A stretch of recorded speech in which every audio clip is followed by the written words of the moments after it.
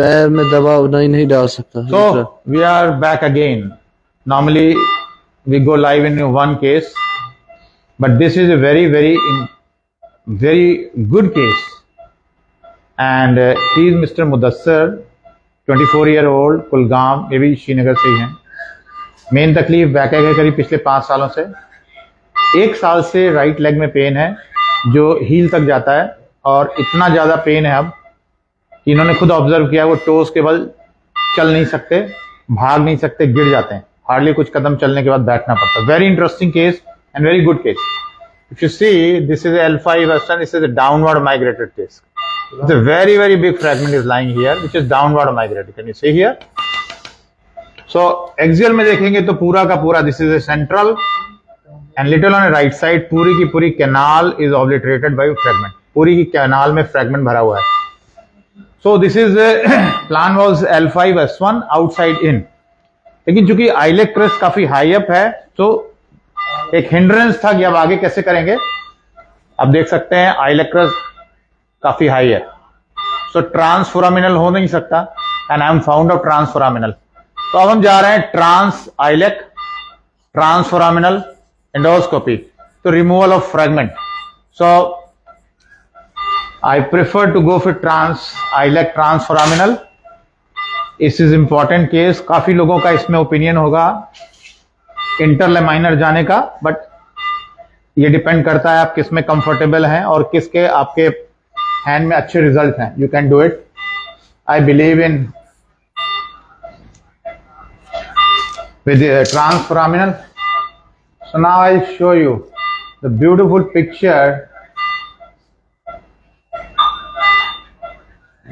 Now you see, this is the whole gutter. Can you see? Whole downward fragment has been removed. Can you see? This is all gone. This is the ventral dura. Now as we come, this is the root.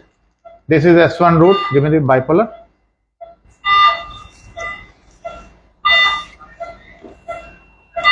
This is a bipolar. Now you see, this downside is, this is the annulus.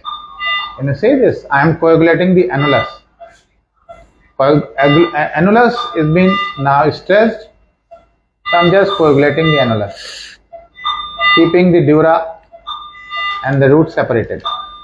Now this has been all done. I see.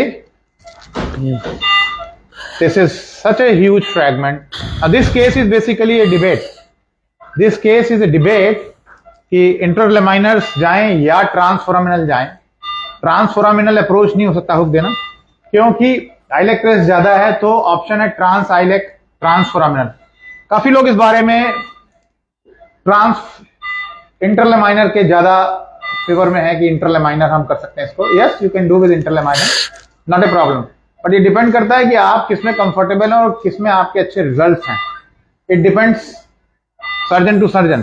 So I prefer trans iliac transforaminal even if there is L5 S1, क्योंकि मेरे को ऐसा लगता है कि किसी भी तरीके का अगर प्योर डिस्क कोलैप्स है, किसी भी तरीके का, डाउनवर्ड हो, अपवर्ड हो, foraminal, extra foraminal, central, paracentral, we can do transforaminal. It's a direct approach.